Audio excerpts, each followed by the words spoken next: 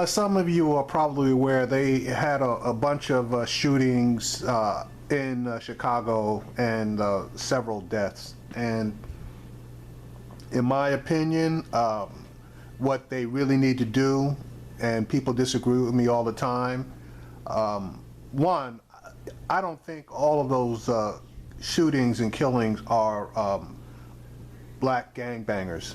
And that's just my personal opinion. I think there's somebody else going up in there and doing a lot of these shootings, particularly since the majority of these shootings are never solved. And the easiest way for somebody to commit a crime and it not be solved would, in my opinion, the shooting would have to be performed by some type of law enforcement. But anyway, that's just my theory. Anyway, they need to do something about this, i.e., and I've said it before, bring in the National Guard. Okay, bring in the National Guard and have them basically patrolling the high gun violence areas and knock this problem down. Now, obviously the community should be involved as well, and people need to turn in some of these gangbangers, if they are gangbangers that are out there doing this stuff. Okay, it's got to be a combination deal here in order to get this situation under control. And then economics has a lot to do with it as well.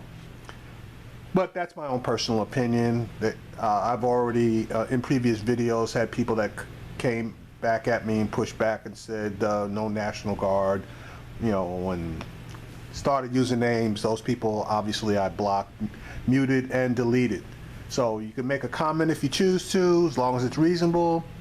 I have no problem with it. If you start getting stupid, I'm not even going to debate with you. I'm just going to block you, mute you, and delete your comment. Now, Super Coon Kevin Jackson is going to get out here, and he's going to do what he always does. He's obviously a right-leaning black radio host that has nothing good to say about black people, but he's going to come up against a gentleman who is going to take the opposite viewpoint.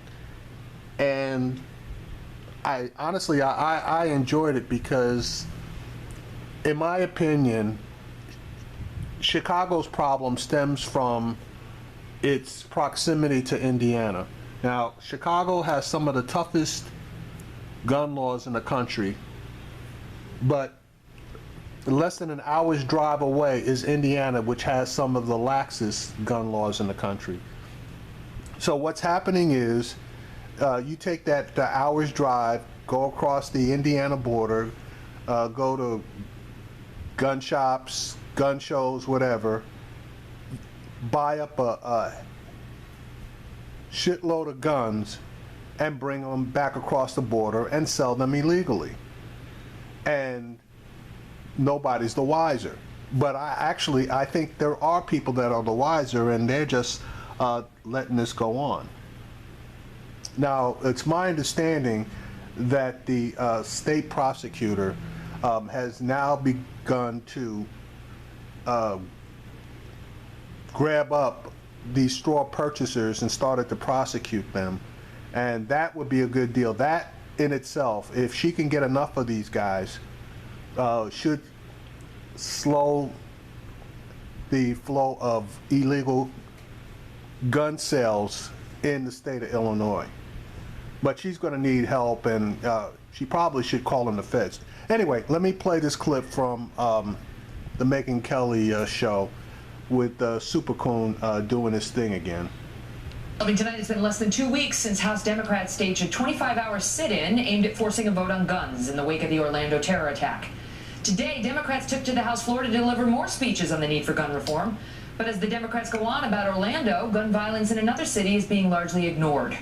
4 people were killed, more than 60 shot over the July 4th holiday weekend in Chicago, a city that's already seen more than 2,000 shooting victims just this year and is expected to hit 700 homicides by year end. So where's the outrage over events in the president's adopted hometown? Kevin Jackson is a conservative radio host and Fox News contributor. Richard Fowler is a nationally syndicated radio host. Good to see you both. You tell me, Kevin, where is it? Hey, 329 people killed so far. Black Lives Matter's protesting the gay parades. Black Lives Matter hasn't said a word. Where is? Black Lives Matter is not protesting the gay parades. It doesn't exist because the outrage only occurs when it's a cop shooting somebody, or white, in particular a white cop. And it's a shame because you know what, Megan, next weekend it'll be more killings. The weekend after that, more killings. People build entire radio shows and entire TV programs over knowing that Chicago is going to have massive murders all year long. It's incredible, Richard. What of it? Well, one, in the building behind me, John Lewis went up the speaker to demand a vote so we can have more gun control in this country. And to joining John Lewis was the representative from Chicago who stated in an article to The Hill, when it comes to what I believe in, I will get arrested because I'm seeing too much violence in Chicago. Something has to be done. Because one representative of Chicago was there. They're talking about Orlando. The entire caucus is trying to get gun reform done. Sadly, Chicago is suffering from a Washington-transmitted disease. The lack of inaction from the building behind me, when a majority of Americans, according to the Pew Research polls, 85% of the public believe in background checks. Is there 85% of the public believes anything they're considering that would stop the gun violence in Chicago? Listen, there's multiple bills. The bill that's on the floor right now. Go ahead, Kevin. No, Megan, first of all, Rahm Emanuel, he nailed it. Finally, he said, you know what? We've got a problem where the same people, the gang members, are committing these crimes. We put them in jail. Liberal policies allow these guys back on the streets. They take their illegal guns and they go and do the same thing. How did they get an illegal gun? It's a cycle. It's a cycle of There's liberalism. a black market, Richard. That's not for. No, I'll tell you to worry about. No, Kevin, I'll tell you how they get it. According to the Democratic nominee for the new state's attorney in Illinois, she indicates they've only prosecuted 3 straw purchasers this past year, which is a person who can buy a gun who gives it to somebody who cannot buy a gun. So. All right, so as I was indicating, straw purchasers, those are guys basically that are going across the border into Indiana, buying up, a shitload of guns, cheap or otherwise, bringing those guns back across the Illinois border and illegally selling them. And they're making a ton of money on them. We want to have a conversation about getting rid of illegal guns. Let's stop straw purchasers. Let Richard finish his point.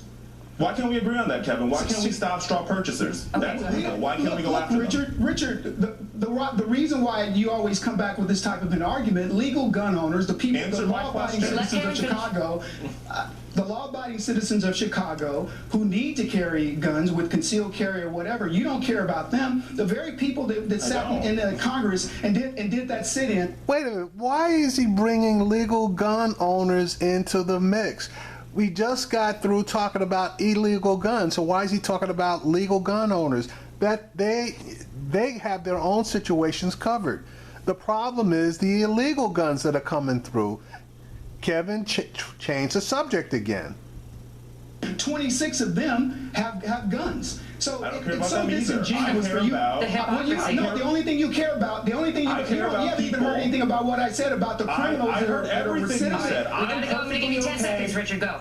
I'm perfectly okay with folks who want a gun to go get a gun. I have a problem with people who go get a gun and sell it to a criminal. That's against the law. They do it. Nobody cracks down on it because the NRA won't let them do it. Nicely done. Great to see you both. That may be right back. How about the... Yeah, and there's this stupid-ass Kevin Jackson trying to run his mouth, but he has a point. If straw purchasers are a major problem going across that Indiana-Illinois border, if they can crack down on that will slow the stem of guns coming back into Chicago, which should hopefully, and again, I don't have a crystal ball, so I don't know for sure, but hopefully if you reduce the number of guns that are coming across, you should theoretically reduce the number of shootings and killings. Doesn't necessarily have to be true, but I think logic would be on my side.